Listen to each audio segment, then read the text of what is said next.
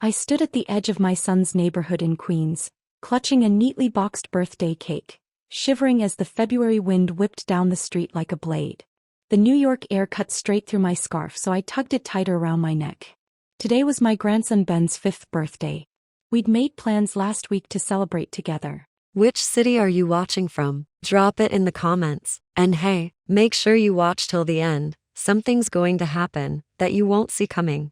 I'd even gone all the way to that boutique bakery in Brooklyn to get him his favorite superhero cake, hoping to surprise him. But I'd been standing there for nearly 30 minutes making call after call, more than a dozen in total, and no one had picked up. Adrian had told me earlier that he was suddenly being sent out of town for work. My daughter-in-law Caroline hadn't answered at all. Her phone had been off from the start. I'd rung the doorbell once, twice, then a third time. Nothing. Still clinging to hope, I called Adrian again. This time he finally answered, but his voice was as cold and sharp as the wind. "Mom, I told you, I'm out of town for work. I'm not in New York right now. Please stop calling, okay?" I tried to keep my voice steady, though a quiet unease was already spreading through me. "What about Caroline?" I asked, my voice trembling slightly, touched with confusion and hurt. "Why isn't she answering? Why won't anyone open the door?"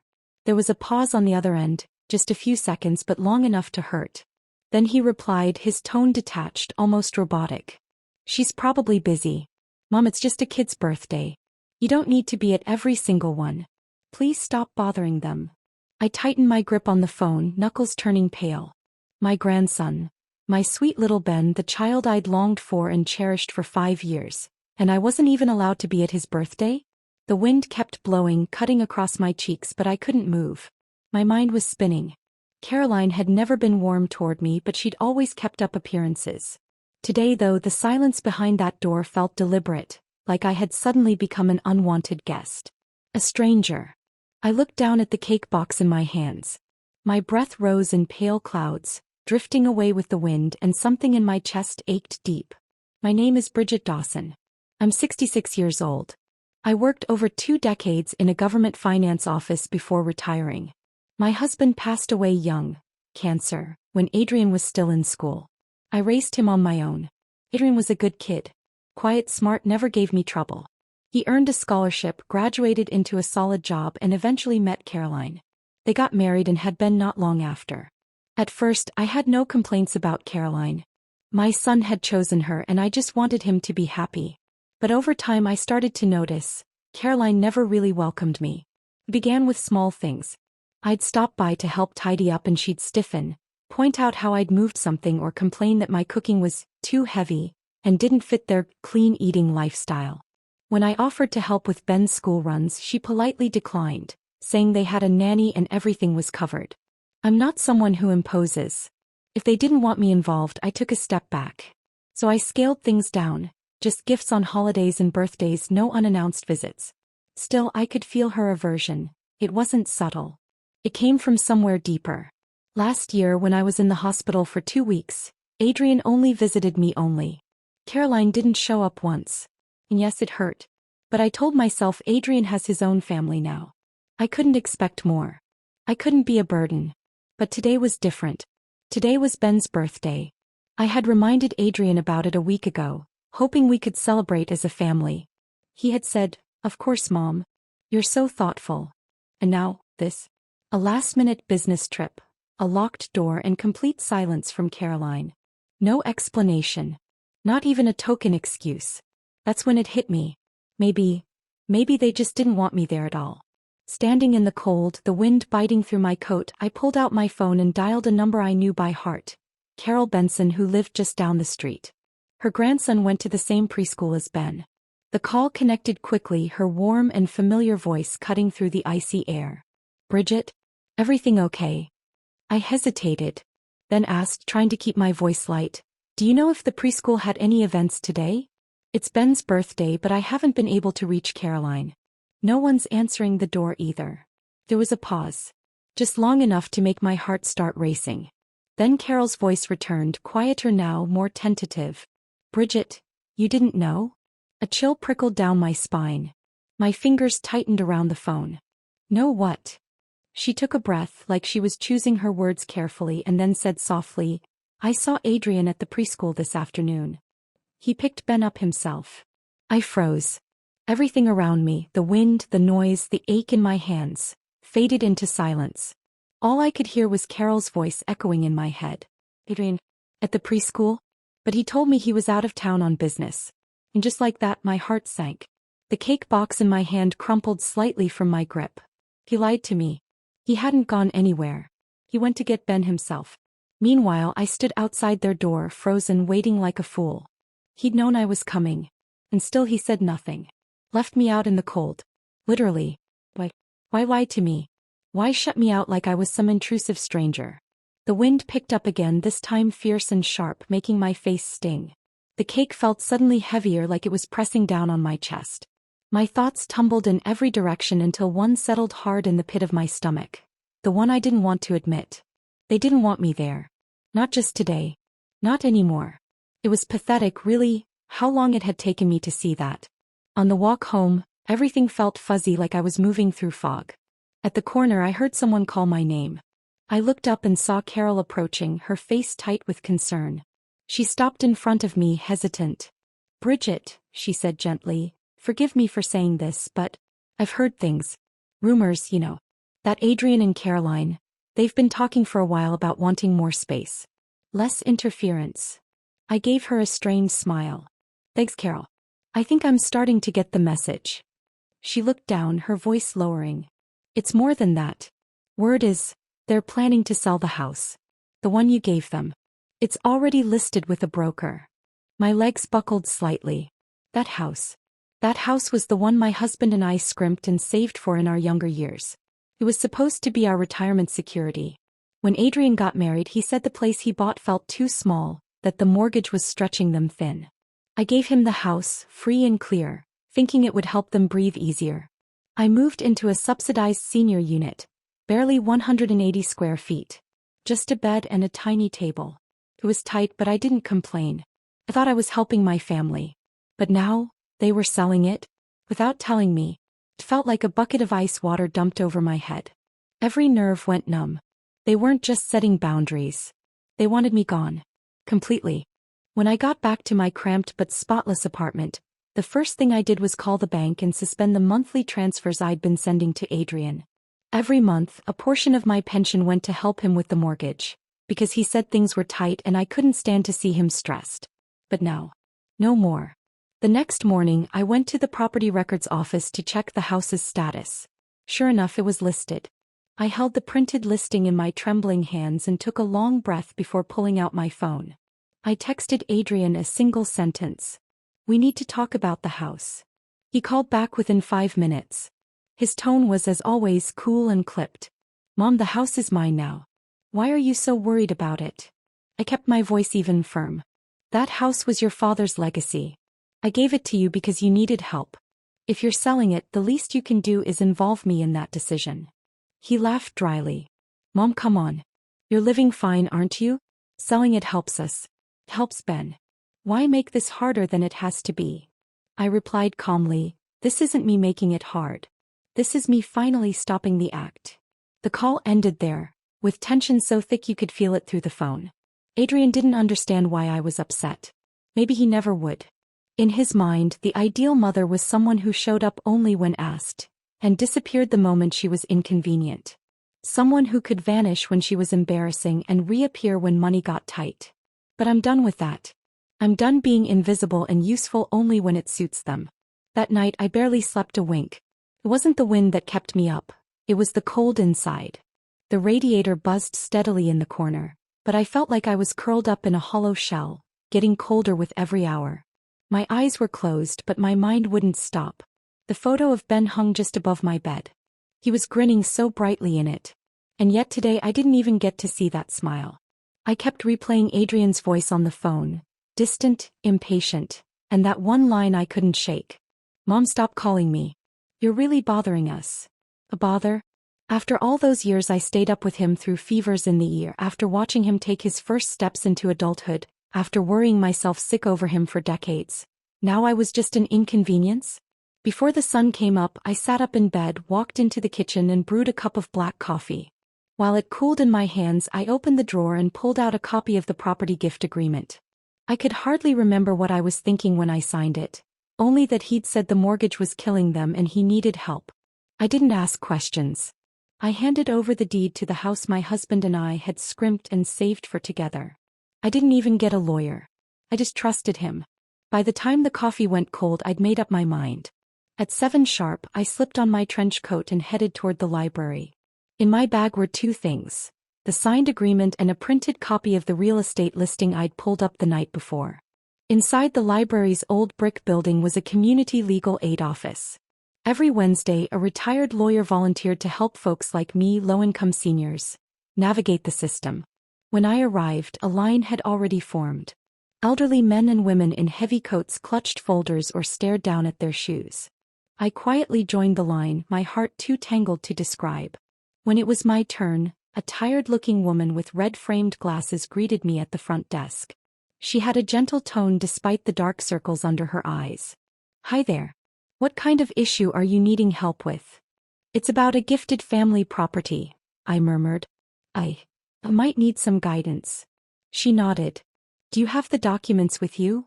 I handed over the agreement and the listing. She skimmed them, her eyes pausing slightly mid-read. "Come with me," she said. "You'll want to speak to Helen." Helen Porter. I'd heard the name from neighbors before. She used to specialize in family asset and eldercare disputes. Now she volunteered as a community legal advisor. Her hair was a soft white, curled just enough to frame her face. The lines around her eyes told stories of patience, not weariness. "You're Bridget, right?" she asked. "Can you tell me a bit about what's going on?" I told her everything. About gifting the house, about Adrian and Caroline shutting me out, and how they had listed the property for sale without saying a word. She flipped through the paperwork, skimming slowly. "This agreement, yes, it's official. The property title is under your son's name now." I bit my lip and nodded. "But here," she pointed to a fine line of print with her pen, "this part's vague but important. This gift is provided for family support purposes. Any sale requires prior knowledge and written consent of the original grantor. This gives you a foothold." My eyes widened. "So, I can stop them from selling it?" "You can try," she replied, setting the pen down and meeting my eyes. "You can file for an emergency injunction on the grounds that the sale violates the intended use of the gift. At the very least, it'll delay the process until you can argue your case." My heart beat faster, like a crack had finally appeared in the wall that had been pressing down on me for days. "But, if Adrian and Caroline find out I did this, won't it make things worse between us?" Even now, a part of me still cared. Helen paused, then softened her tone. "Bridget, ask yourself, who earned that house? You and your husband spent years saving every month, paying down that mortgage together. You gifted it out of love and trust. And they turned around and listed it behind your back. This isn't about stirring up conflict. This is about protecting yourself." Her words caught in my throat. I knew all of it, but no one had ever said it aloud. No one had ever stood beside me and told me I wasn't wrong to feel betrayed. She handed me a statement of claim form, then pulled out some sample case files from a drawer. "Take these home and review them. If you decide to move forward, I'll help you get the paperwork in order." I nodded, voice quiet. "Thank you." By the time I stepped outside, it was nearly noon. The sun was out, but it gave off no warmth. I sat on the bench in front of the library, looking down at a photo of Ben on my phone. His smile was as sweet as ever, but behind that smile were 2 parents who saw me as nothing but a burden, someone to be pushed aside, dealt with quietly. Across the street, a row of red brick houses lined the sidewalk. And in that moment, something inside me crystallized. This wasn't about fighting over a house. It was about not letting them decide whether I had value. This time I wasn't lashing out. I was protecting myself. After speaking with the legal clinic about the house, I found myself going out less and less. It wasn't just the weather, it was the weight in my chest. The kind that made it hard to face people. Deep down, I think I was afraid of running into someone who might say something else that would split me open all over again. But life has its own way of dragging you back into the world. It was Friday evening and I had just come downstairs to check the mail when I bumped into Carol. She was holding her grandson's hand, heading home. The little boy bounced along happily, gripping a bunch of colorful balloons. But when she spotted me, the smile on her face faltered. "Bridget," she said gently, her voice laced with hesitation. "How have you been holding up?" I nodded and forced a calm tone. "I'm all right. Just keeping indoors. Too cold lately." She glanced at me, then down at her grandson. "Why don't you run across to the park for a few minutes?" she told him softly, watching him skip away before turning back to me. I knew that look. We older women, there's a kind of unspoken understanding between us. A quiet intuition when someone needs to talk. Sure enough, once I was close enough, she lowered her voice. I heard something," she began. "Just from around the neighborhood. I wasn't sure if you'd want to know." I let out a dry little laugh. At this point, I don't think I can hurt more than I already have. "Go ahead." Carol sighed. "It's about that day. The birthday cake. A few folks saw you waiting at the door. You standing there like that, it really hit people. Later, one of the neighbors passed by Adrian's house and overheard some voices in the yard. They were saying how you're always showing up, interfering, like you're some old woman who doesn't know how to let go. That you're a burden." In that moment, it felt like thunder cracked in my ears. Not because I was surprised, but because the wound I thought had scabbed over was still bleeding, and now someone had pulled the bandage right off. I stood there, silent. Carol looked at me carefully, and when she spoke again, her voice was even softer. "But we all know what you've done for them. Around here, nothing stays hidden long. We know who helped who moved away, who stepped in when someone needed it. And Bridget, everyone knows how much you've given." I pressed my lips together, fighting the sting rising behind my eyes. "Thank you for telling me, Carol. Honestly, maybe it's time I stop pretending I don't see it." She reached out and gave my shoulder a gentle pat. "Bridget, it's not that you weren't needed. It's that they don't deserve you." And just like that, something inside me cracked open. A shaft of light cutting through the fog. He was right. It wasn't that I had no value. It was that they no longer deserved the sacrifices I'd been making. The next day, I called Adrian and asked if we could meet. To my surprise, he didn't deflect, he just suggested we talk at a coffee shop somewhere public. I chose a chain spot near his office and arrived 10 minutes early. I ordered his usual black coffee, out of habit more than anything. For all I knew, his preferences had changed. But some parts of me hadn't caught up yet. When he walked in and spotted me, he froze for a beat. Like he wasn't expecting me to look so composed. "Mom," he said cautiously, his voice etched with wariness. I handed him the coffee. "I'm not here to argue," I said evenly. "Just to talk." He took the cup without a word and sat across from me. I reached into my bag and laid 2 documents on the table. The listing for the house and the property gift agreement. "I know you and Caroline are planning to sell the house," I said. His jaw tightened. His fingers began to trace nervous circles along the rim of his cup. "Mom, that house is legally mine. You signed it over. You knew what that meant." I nodded. "I did. I gave it to you. But you also know there's a clause in that agreement. It says any sale must be disclosed and approved by the grantor." He was quiet for a few seconds, then muttered under his breath, "Caroline said you wouldn't care." I looked him dead in the eye. "Do you really think a mother who gave away her last home, who lives alone in a subsidized apartment, wouldn't care what happens to the house she built her life around?" He didn't answer. I pressed on. "I've never wanted to hold you back from living a good life. But that doesn't mean I'll accept being completely shut out. I will not have everything I've given reduced to being an inconvenient burden." He looked up at me then. And for a moment I saw something flash across his face. Guilt, maybe. But it vanished quickly, tucked behind the same guarded expression. "Mom, we didn't mean it like that. Things have just been tight lately. The mortgage, Ben's school expenses, we're just trying to ease the pressure." I gave a small dry laugh. "I know life's not easy for you. But have you ever stopped to think that I'm 66, living alone on a fixed income? I'm not made of steel. You've leaned on my support for years, financially, emotionally, and the second it's inconvenient, I'm left standing out in the cold, through the narrow gap between office towers, lighting up the paper in my hand. A copy of the property injunction request I had signed earlier. I planned to file it officially next week. This was only the beginning. I didn't expect Adrian to suddenly change, or for Caroline to grow a conscience overnight. But I had finally learned something.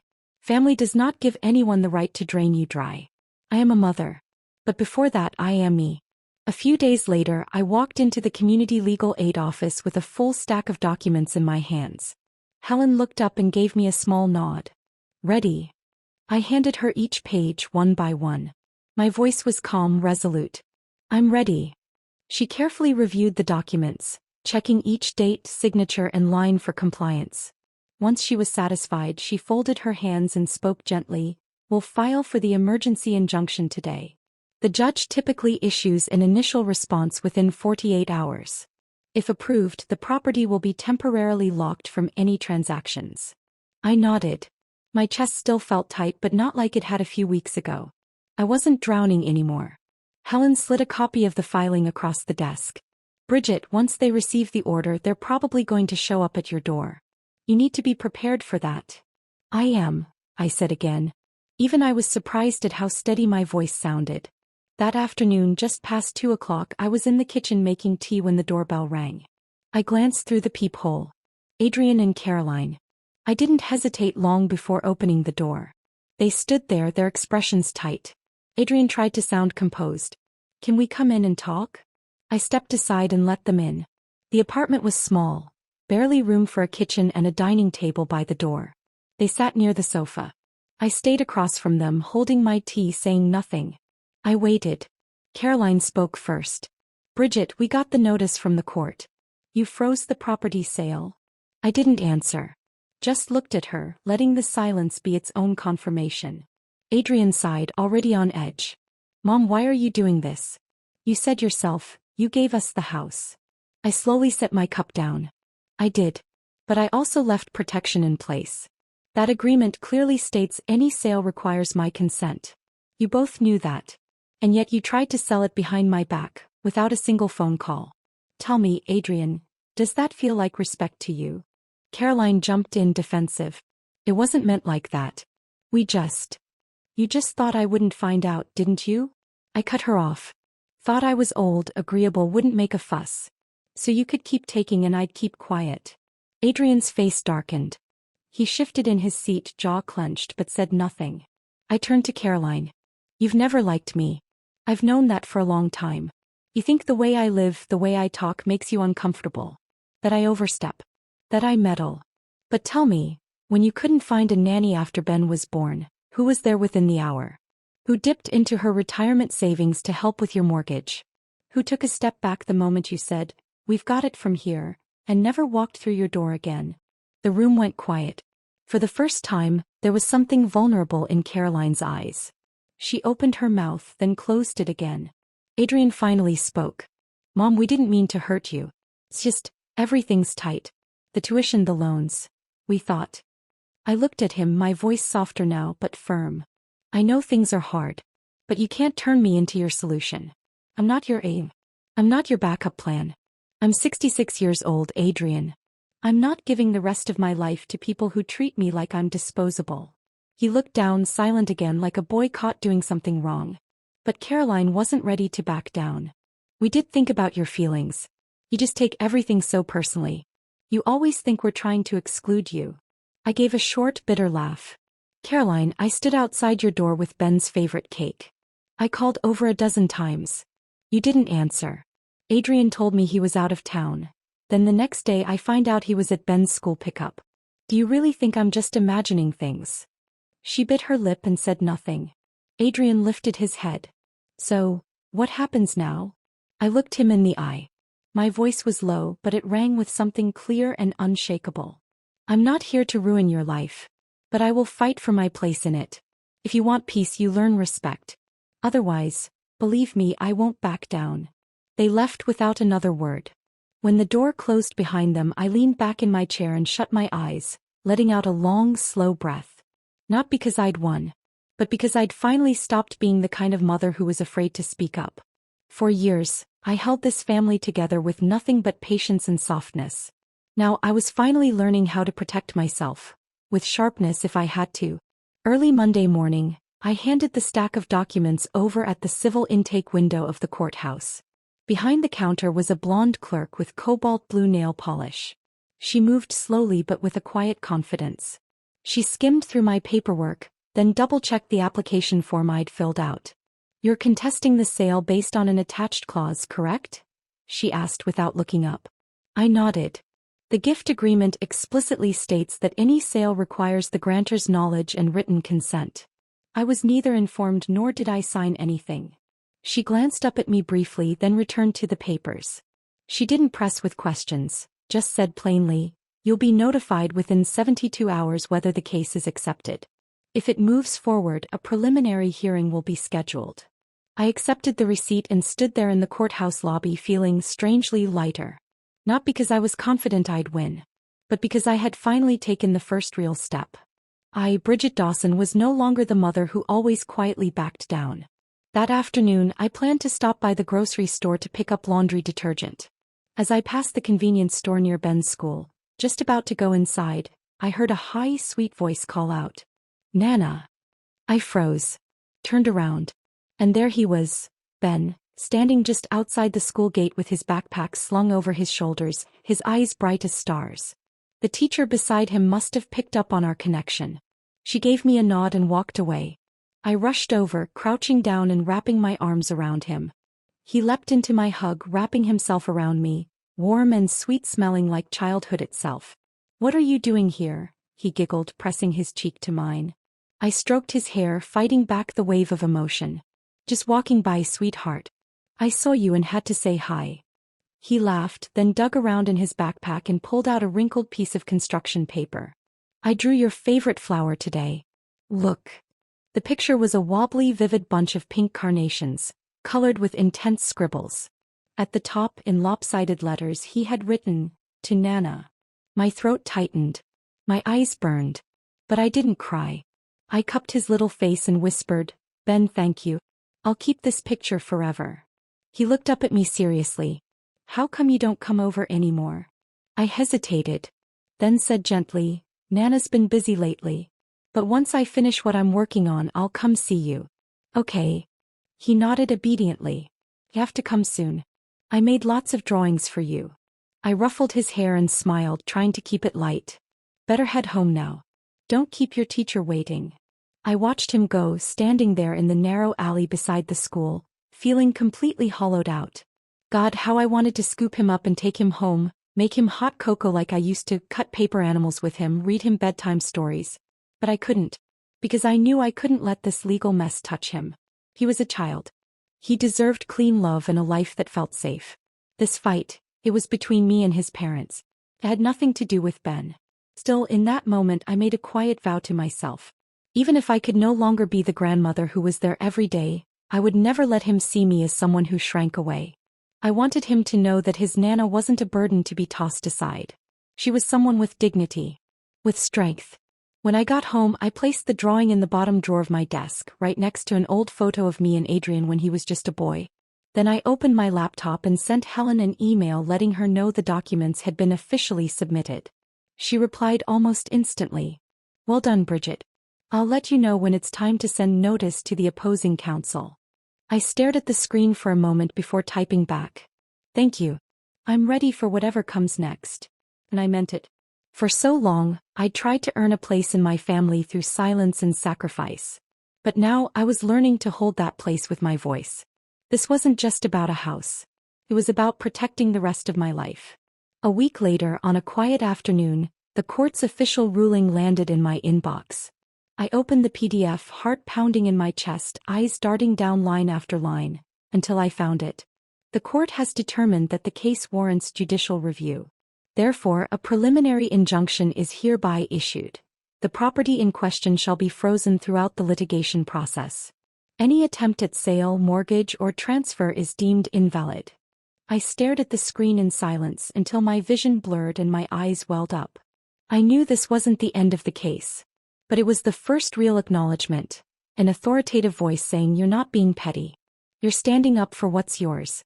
The next morning Helen called. "Bridget, you nailed it," she said, her voice carrying a rare note of cheer. "Your agreement may have been simple, but it saved you. The judge acknowledged your interpretation of the gifting clause and agreed that, ethically, this sale raises serious concerns." I held the phone tightly, trying to stay composed. "So, does that mean the house is frozen?" "For now, yes." She paused. But more importantly, this sends a clear message. You're not someone who can be brushed aside anymore. Then she added, the judge is also recommending we attempt mediation. They may offer you a settlement in exchange for lifting the freeze. Are you open to hearing them out? I was quiet for a moment. It wasn't that I didn't want compensation, I just didn't want it handed down like hush money. I said softly, I'm willing to listen. But not in a rush. Let them sit with what they've done for a while. And sit they did. 2 days later, Carol caught me in the produce aisle of the grocery store we both frequented.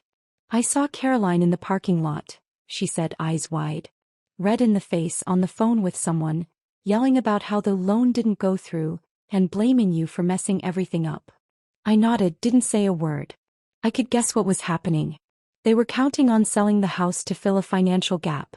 Maybe for Ben's tuition, maybe to upgrade their home. But now with the freeze in place they were stuck. Like a snake caught by the tail, furious but powerless. Carol leaned in closer. She said you were being cold-hearted putting them through this. I just gave a small shake of my head. I no longer needed Caroline's understanding to feel at peace. I had found something far more important. I had proven to myself that I could live on my own terms. And as for Adrian, the day he received the official notice from my lawyer, he came home and barely said a word. Caroline was pacing the living room. She needs to back off. She should have known better than to get involved again. Adrian sat down, rubbed his temples. Then quietly said, she didn't do anything wrong. She's held back for years. For us. Caroline stopped mid-step. What's that supposed to mean? You know exactly what I mean, he said, his voice strained. We've taken so much from her. What have we ever really given back? Maybe, just maybe, it was the first time they were really arguing over me. Not my money. Not the house. Me. I didn't show up to gloat. I didn't twist the knife. Instead, I did something I'd been putting off for years. Something I'd always wanted to do, but had kept postponing in the name of putting family first. I signed up for a community gardening class. It was a sunny Tuesday afternoon. I tied on an apron, trowel in hand, and stood alongside a group of older women as we planted roses, transplanted bellflowers, and traded tips on soil and sun exposure. Someone brought coffee. Someone else passed around homemade cookies. And for the first time in a long while, I felt it.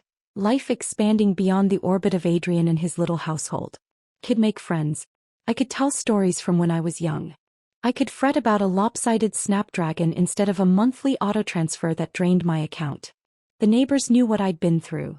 No one pried. No one whispered. Instead, they supported me in quiet, practical ways. Like introducing me to a local floral studio looking for part-time help, saying it could be a nice way to monetize all that talent. I laughed and waved it off. These hands are a little too old for that. But someone just smiled and said, you've just forgotten how to live for yourself. Adrian hadn't reached out. Not directly. But Carol did mention seeing him one day sitting alone on the courthouse steps. She said his eyes were rimmed red like he'd just been chewed out, or maybe just cried. I didn't respond. It's not that I didn't feel for him. He's my son. I raised him. But sympathy doesn't mean I'll lie down and let him walk over me again. That weekend, I sat by the living room window trimming rose stems while an old radio show hummed in the background. The soft rhythm of the shears matched the slow hush of the evening light. Then the phone rang, an unknown number. I hesitated before picking up. Mom. The voice on the other end was low, hoarse. I didn't speak. He waited a beat, then went on. I know we were wrong. Caroline kept saying she wanted more. More security, a better life. She said if we just sold your house we'd have a big cushion. And I let myself believe that.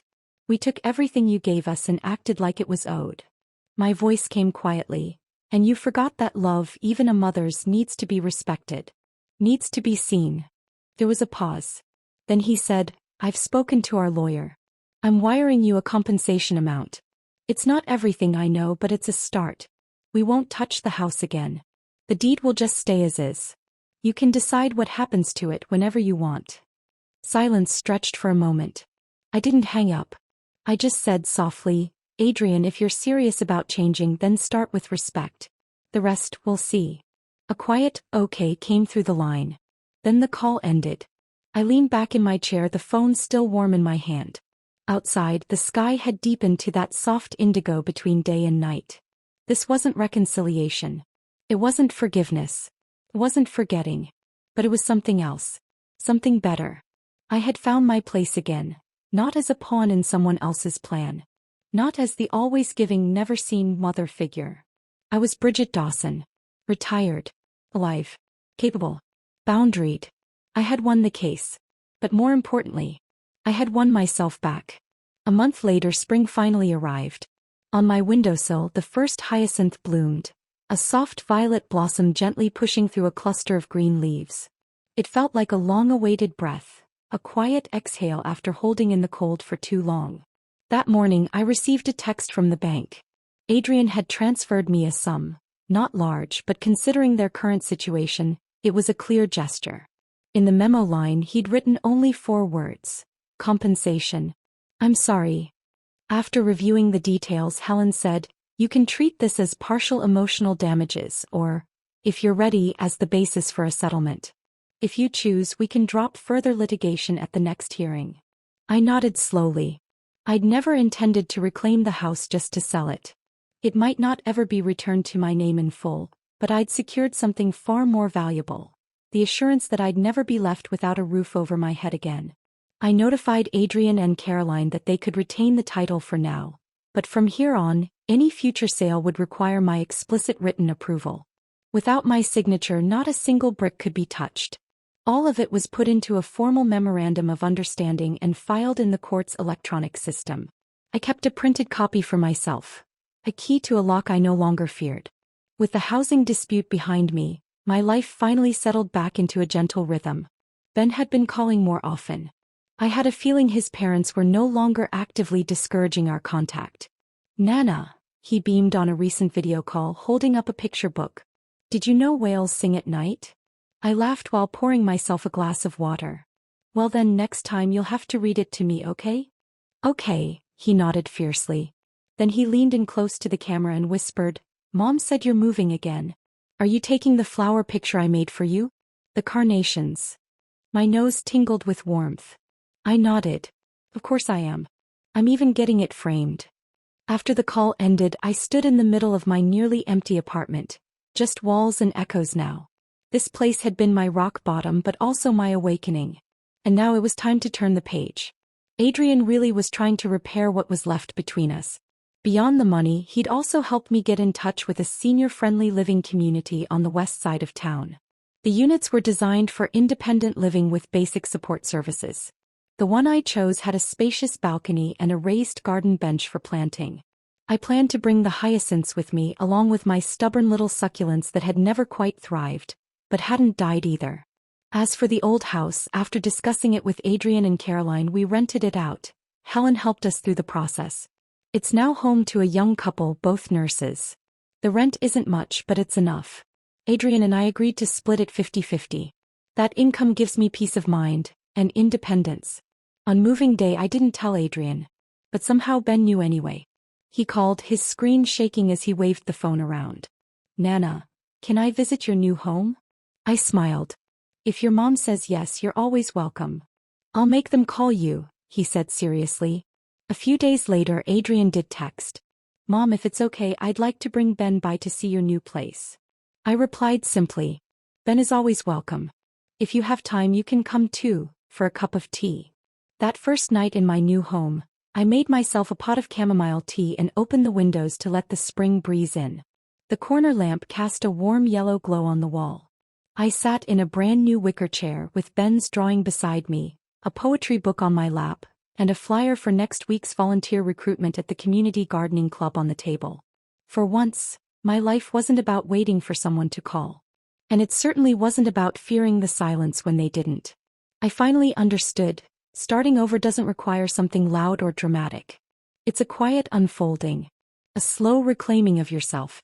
It begins with no longer trying to stay relevant in someone else's story, and continues with writing your own, with not waiting to be loved, but learning to love yourself, deeply and intentionally.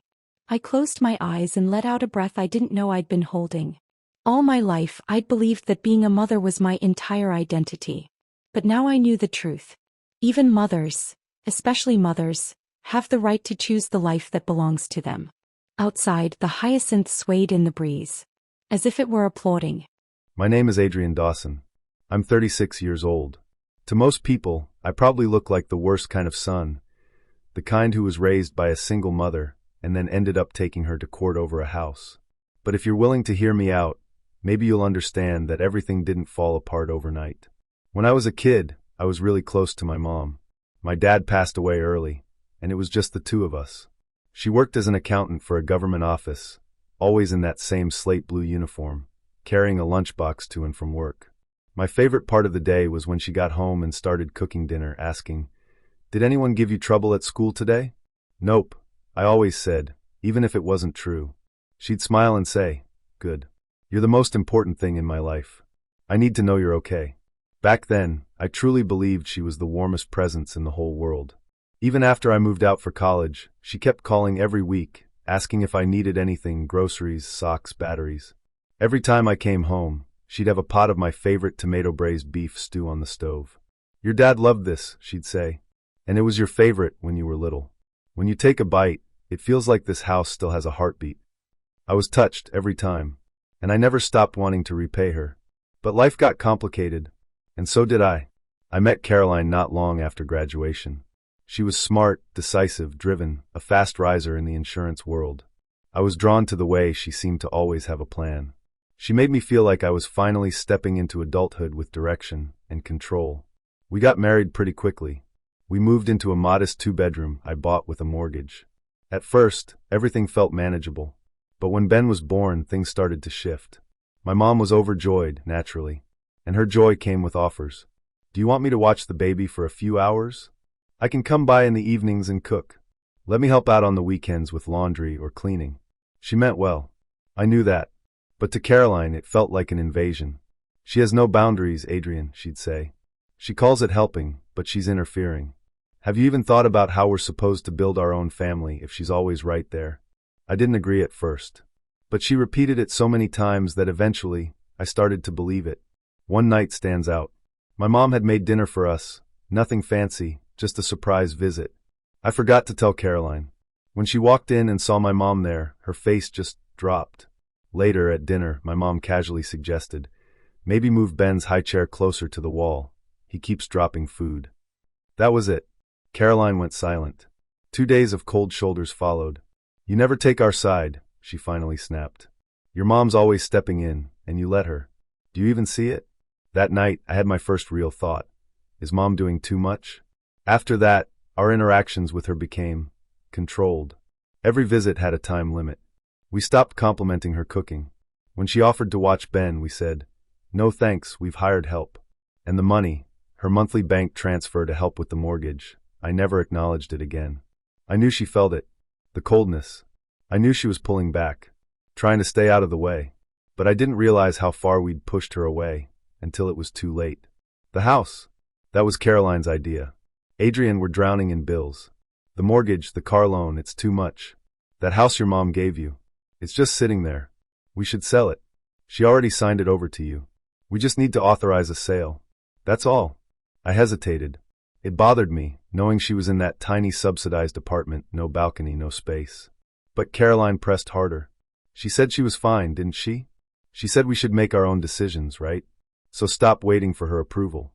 And I took the coward's way out. I said nothing, which was as good as saying yes. I told myself she'd never notice. Or if she did, she wouldn't fight it. She wasn't the type to go to war with her own son. That's what I told myself. Then the court notice arrived. A formal injunction. I stood there holding the paper, and it hit me. She wasn't weak. She was done being quiet. I can't forget the moment we stood in that cramped little kitchen of hers, when she looked me in the eye and said, "I'm 66 years old. I can't give the rest of my life to people who don't know how to care for me." In that instant, for the first time, I truly felt ashamed. Not because she had frozen the sale of the house, but because I was the one who pushed her into a corner where she had no choice but to pick up a weapon just to defend herself. For the next few weeks, I barely slept. Old memories kept rising in the silence. Her running with me through snow to get to the clinic, my face pressed against her wind-chapped neck. Her sitting beside me late at night helping with homework, forgetting to pack her own lunch for the next day. her waving a paycheck in the air, beaming, saying, "Next month, we can get you that new computer." I'd told her so many times as a kid, "When I grow up, I'll take care of you."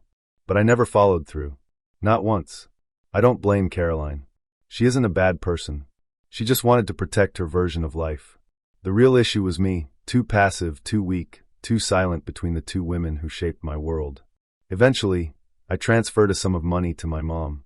It wasn't much, but it was a gesture, an acknowledgement. I also went to visit the new community she'd moved into. It was bright and peaceful, with sunlight spilling across her balcony where she'd already started growing flowers. One day, when I stopped by to drop off a picture book for Ben, she brought out tea and smiled. "Remember when you used to lie on the balcony in the sun reading? You got so sunburned you peeled for a week." I laughed, nodded, but something tugged deep in my chest. I know things between us might never go back to the way they were. But one thing is certain. I'll never again let anyone call her unnecessary. Because she isn't. She is, and always has been, the very first place I ever learned what love feels like.